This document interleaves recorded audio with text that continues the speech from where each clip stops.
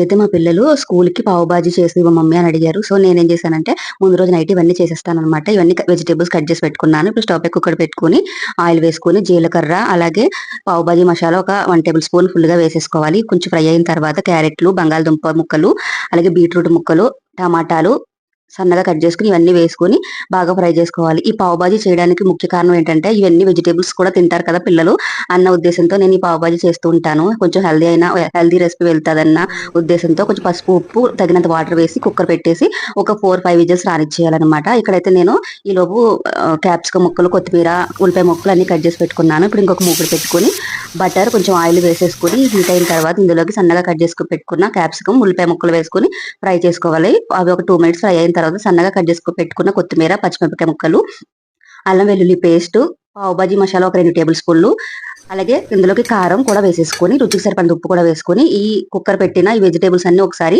పప్పు గుత్తితో మెదిపేసుకొని ఈ విధంగా వేసేసుకొని దీంట్లో కసూరి మెతి కూడా వేసుకోవాలన్నమాట. తర్వాత ఇది ఒక 5 మినిట్స్ అయినా ఉడకనివ్వాలి.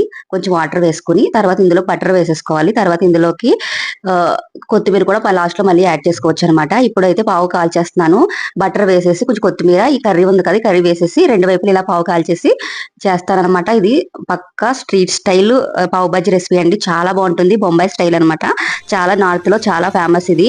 ఈ రెసిపీ అంటే మా పిల్లలకు చాలా ఇష్టం. మీరు కూడా ఒకసారి ట్రై చేయండి. ఈ వీడియో నచ్చితే like, share, subscribe. Thank you.